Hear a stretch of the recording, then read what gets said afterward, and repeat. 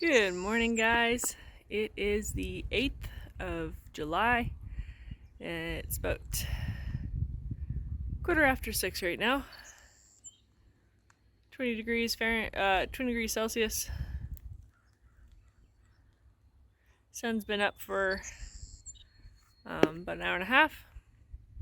Let's go have ourselves a garden tour. We're going to do some harvesting today. You can see the sun is starting to make its way over the trees. Starting to cast a couple shadows, but it's still fairly bright. Been doing some hardcore weeding. With all the heat we've been having, with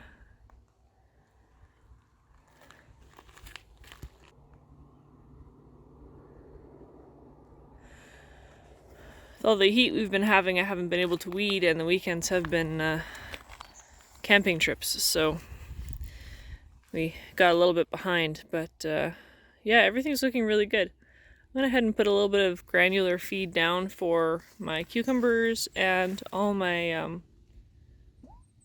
corn last night, so you can see this corn is looking really nice and tall. It's actually as tall or taller than the pea fence behind it. And we have some little baby tomatoes waiting for them to ripen, and we should be seeing more of that soon. The peas have been blooming. Nothing seems too bothered by the heat of the last week. Peppers are actually doing really well. I haven't had a close-up on them for a while. There's a little guy in here. Well, little. He's already like 2.5 inches long. These are a longer pepper. They're not quite bell pepper shape, and they're not quite banana pepper shape. So, yeah, so far so good. They seem to have recovered from the shock of that first cold week with the hail. They lost most of their original leaves, but they've regrown pretty well. So I'm satisfied with that. Our carrots are almost at the point of needing to be thinned. We have a little peak, so if there's just two side by side, I don't thin them out. But if there's 3 or 4 in a tight spacing, then I will, because they are going to crowd out one or another of them. So these actually don't look too overgrown or too tight. So I'll just pull one to have a look at it. Just go ahead and there we go. Nice and long and straight, so far so good. Expect these will be bulking up soon. We've got a basket, or a bowl I should say, to carry all of my treasures. We've got more things to harvest today as well. So yeah, the peas and the beans are doing well. They've been beginning to bloom. The potatoes are blooming. Probably more than I've ever had potatoes blooming for me before. It doesn't happen every year. It doesn't happen on every variety the same, and it is, in where we live, it is not necessarily the sign that things are ready. So, that being said, with this, I can go in here, and if I pull a little bit of dirt aside, you can see there's one little potato. He's still attached, and I'm going to leave him attached. They're starting to make potatoes. They need a little bit of mulching, actually, to keep the tops of those potatoes from turning green when they burst through the soil, because it's very thin there. Again, these beans made it 3/4 of the way up this stand of poles. So these are all dry beans. The sooner they get blooming, the sooner they can get curing. These little cabbages here are actually starting to make some nice heads. And we've got a couple zucchini I pulled off of there, last hire there. I'll pop the photo of it. That was last Friday. I grabbed a couple zucchini out of here.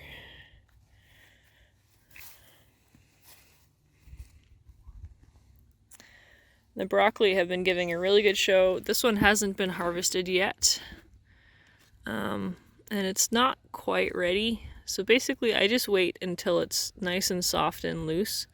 There's still a bit of tightness in there, so this could develop a little bit further before I pick it.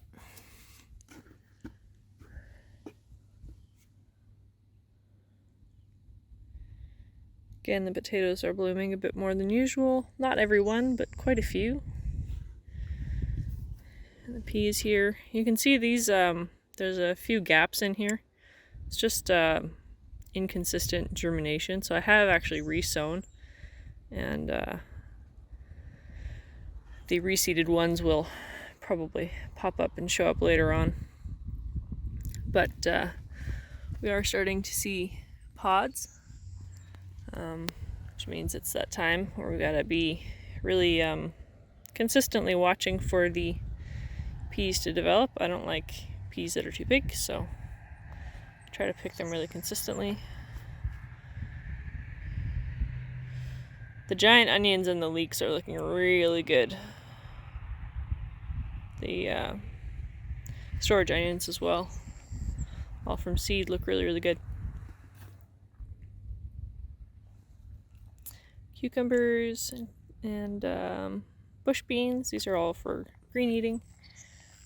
The beans, I mean. And then we've got tomatoes, and these broccoli very much need harvesting, so I'm actually just going to go ahead and snap that off.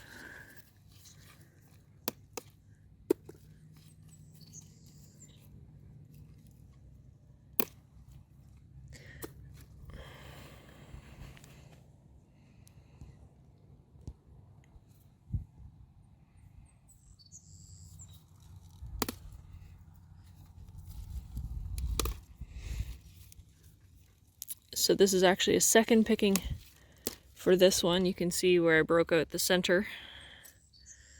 And even these guys are making side branches, these little extras. So there should be quite a lot of production off of these in the next month or two. Last year they produced for a long time, but it was a cooler season, so I expect this year it might be a bit shorter. But so far they are producing in a quantity that makes me not complain in the slightest. That one's good.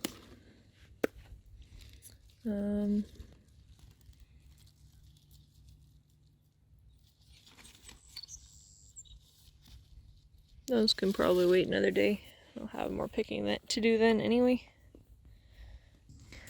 These green ones haven't been recovering quite as quickly, or haven't been producing more quite as fast as the purples. But I'm hoping that means they'll have a bit of a longer production window. But looks like I'll be steaming and freezing some broccoli today. Oh, look at that. Pretty good. Got a little bit more over here. Although when I looked at this yesterday, it looked like it was still a bit tight, so I'll leave those. My spinach has gone completely to seed, and I am gonna actually in the next day or two cut one of those down and put it upside down in a paper bag, let it dry out to harvest the seeds from. You can see we've got little tomatoes starting. The lettuce definitely needs picking.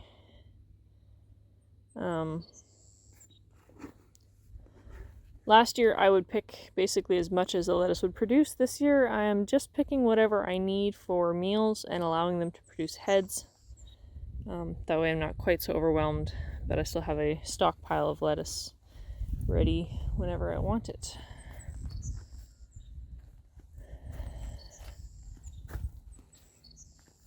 And I don't know about you, but I'm absolutely loving the colors on this red romaine and this speckled one. Might be a flashy trout or something like that. Can't remember what it's called. And my one pak choi that grew is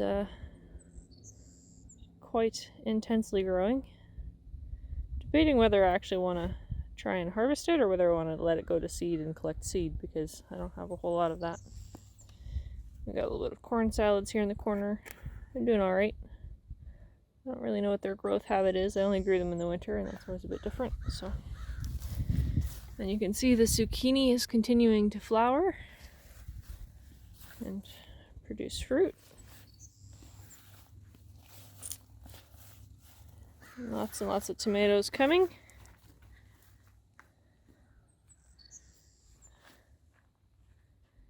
And this garden has not been thoroughly weeded yet, so it's a little bit overgrown.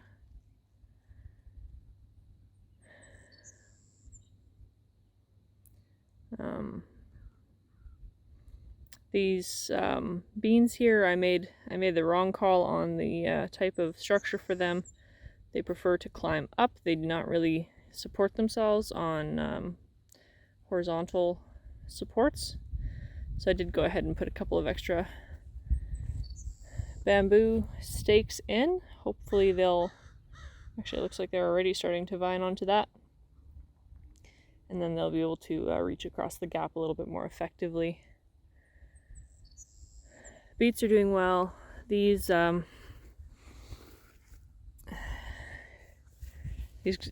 beans are beginning to climb really nicely, and they're also beginning to flower, so that's exciting. Let's have a close-up on some of these beets. So this is a tall, skinny variety, so they've got quite a ways to go.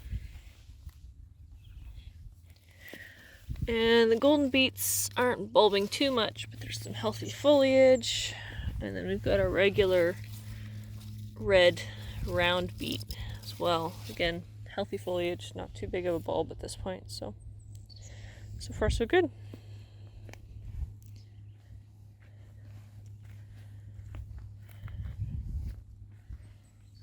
These peas are blooming also. And I've checked the cabbages for worms. There were a couple little ones in there. Whether the moths had crawled underneath the edge of the cover or whether there's a hole in the top that they got through, I'm not sure. I've been trying to keep on top of that a little bit. And got turnips, some more beans. I don't know. I'm not sure how exciting this is for y'all, but what I actually had to do to keep the stuff under the cover, because I've planted a little bit too much for the width of this cover, I went ahead and pruned out some of the lower leaves on all of the cabbages and Brussels sprouts in here, because they're not getting sunlight anyway because they're quite crowded, and they were just forcing the sides of the cover to flare out, and I was wondering if that's how the cabbage moths were getting in. So that's what it looks like under the cover. Cabbages are forming out nicely. As you can tell, the Brussels sprouts are getting rather tall. It's part of why they're busting out of the cover. And I'm going to go ahead and I think spray some BT in here. It's safe, you just have to wash it off before you eat it. And just to make sure there's no worms that I missed. I did go ahead and look over everything and pick them off, but it's always good to just have that assurance that they are not continuing to multiply in here. Yeah, so overall I'm pretty pleased with the cabbages. Our cauliflower actually have little heads.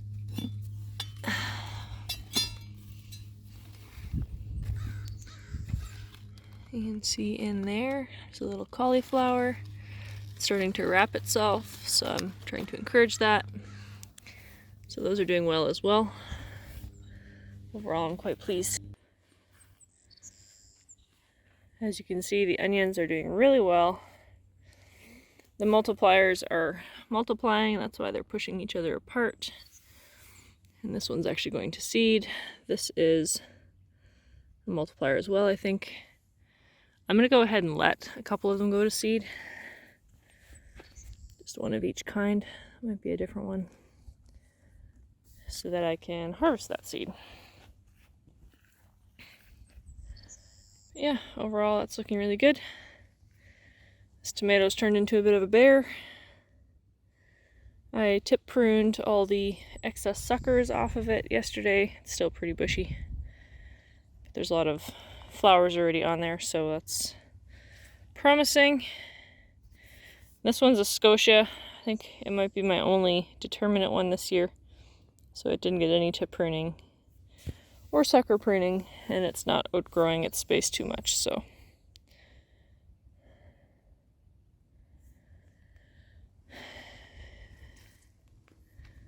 Beans, zucchinis are starting to look good. Actually, I think these ones are patty pans and the other side is zucchini.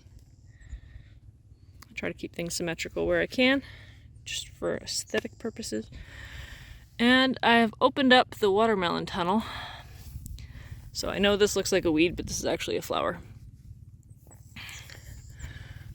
And, oh, excuse me as I don't fall over. So I've gone ahead and opened up the ends of the watermelon tunnel because the watermelon are beginning to bloom. So hopefully the pollinators can get in there and can get out of there. I need to maybe pick up a little bit of that slack. I watered it yesterday, so it's a little damp. I might have to just put a couple extra hoops in there to keep it taut, which will work. So, put a little bit of granular feed on the sweet corn last night. It's actually looking really good. I was just hoping to give it a bit of a boost. And the snow peas are really coming into their own. I think I misjudged which support to give them. I probably could have put the taller fence from those peas back there on these instead. Hadn't grown them before, so I wasn't quite sure. But they're making little pods. Just gonna wait for them to fatten up just a little bit before we start picking. But we're very much at that point. And they have the most beautiful little flowers. It's absolutely lovely. Everything got a good drink last night. We're out of our heat wave. We just have regular summer heat now. So we're looking at 30 to 35 this afternoon, which is pretty usual.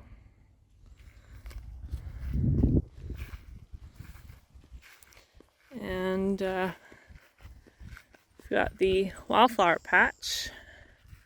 It's beginning to get into its glory.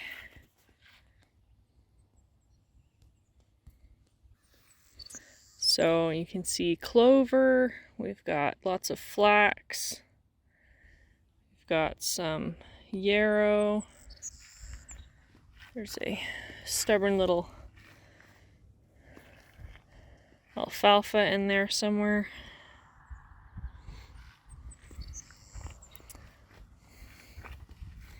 Haven't been messing around in here much. We're starting to see these little guys blooming, which is lovely. There's a pink one.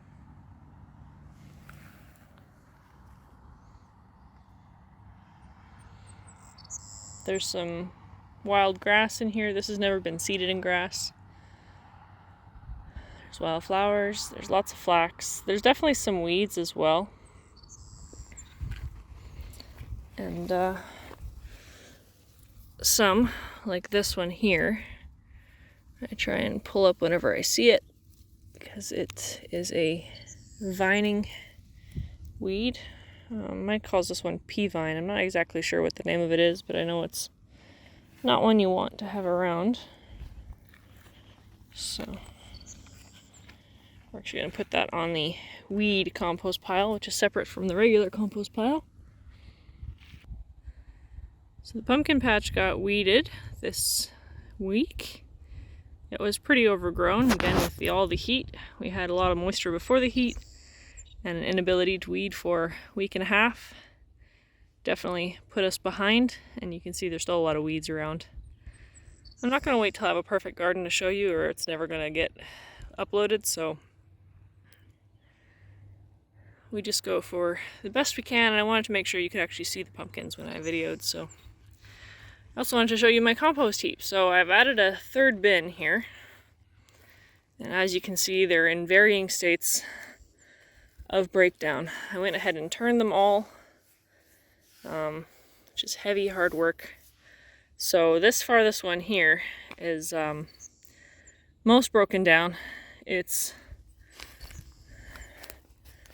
still very, like there's a lot of large particles and stuff. It's not super fine, but this will work, and I'm going to go ahead and use this for mulching the potatoes. It'll provide some nutrients next year, and for this year it'll provide coverage. So that's our most broken down, and then we've got, I'd say that first one is about 3 years, this is about 2 years, and this is mostly last year's filling. So the difficulty with compost up here isn't heat, isn't rats, because we don't have rats in Alberta. It is a lack of moisture. So as you can see, a lot of this material is very dry, brown carbon material. If you want to compost well, you're better off putting everything in your compost green when you can. So if you're putting grass clippings in, put them in green.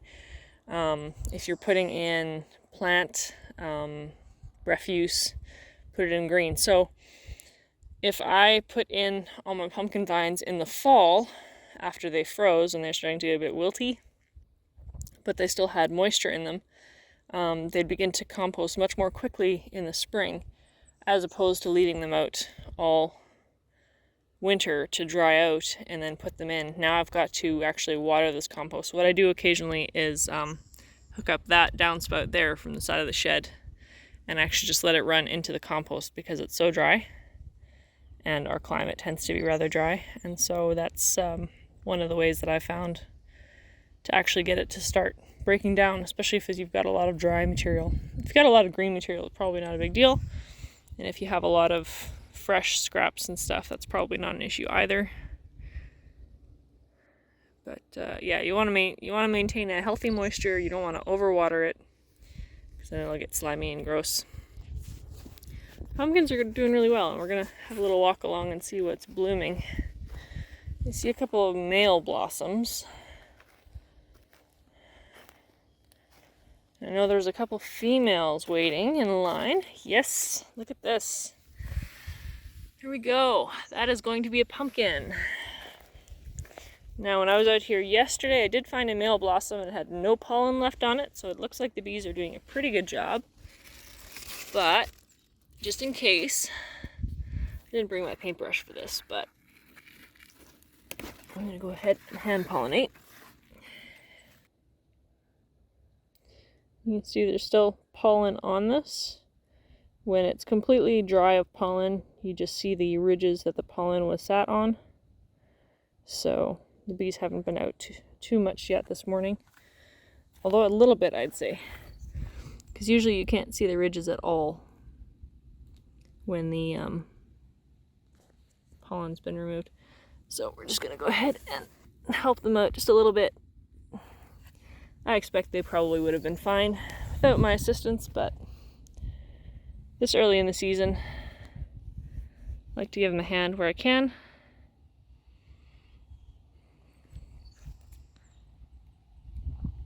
So yeah, they're really starting to vine, and that's usually when you start seeing the female flowers, at least on vining types of pumpkins, which is the majority.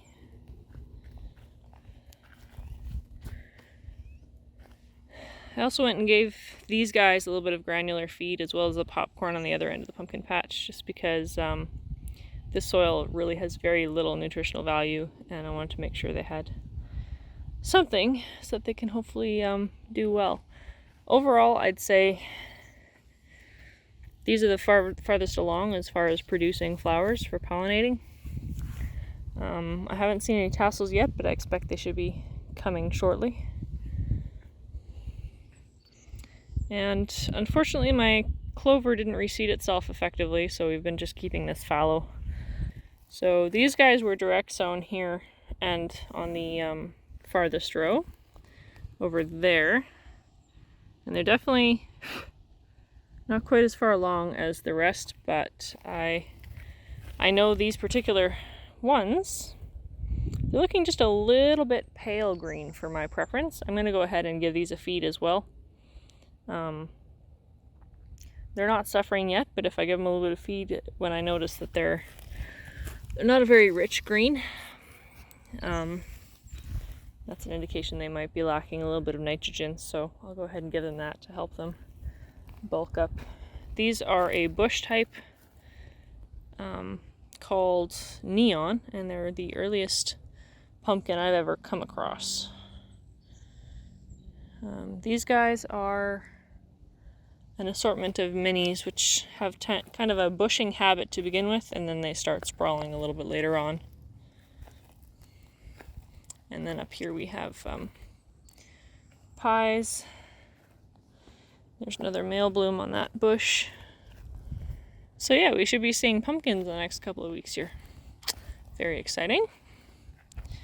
A little update on the artichokes. So Artie had to come out of his cover for the heat wave. I figured that kind of heat might actually just steam him in there. And he's been a little bit slow to recover. The other guys are actually catching up a little bit. But I think he's going to take off here, and I went ahead and gave them a feed as well as these popcorn back here, just because the soil is very poor.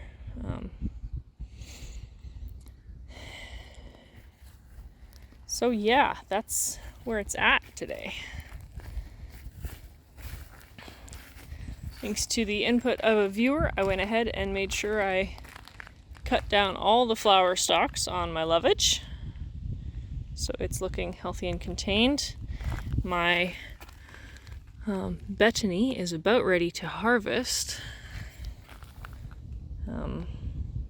for making tea. It's probably time as well to be harvesting yarrow and calendula as they're beginning to bloom. Ooh, got some fun tropicals to show you.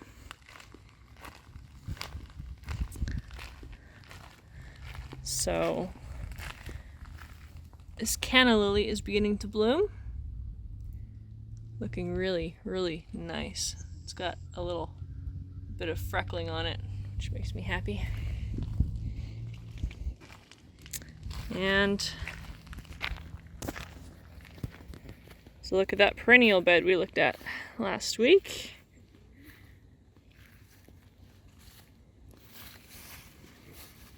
As you can see, the irises are completely done. The delphinium are in bloom.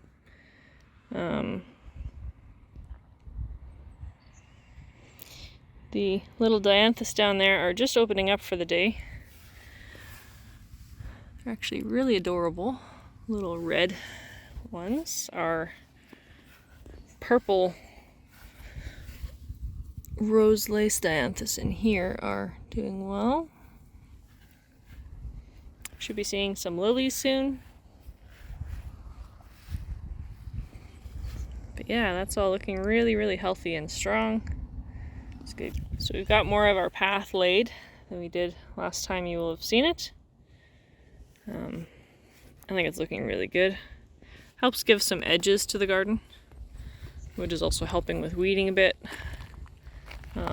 This area, again, we didn't know how far the path would come, so we hadn't quite figured out where the lines were, but now that the path is in place, we can go ahead and take those weeds out and extend our garden beds, or our flower beds here, into it a bit more.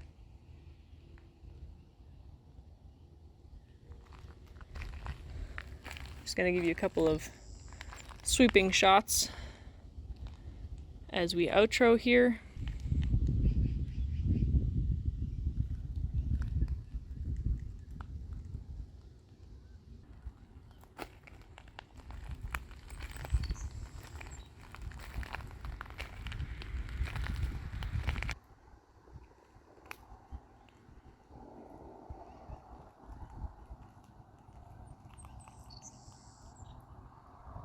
Alright guys, thanks for watching. We'll see ya.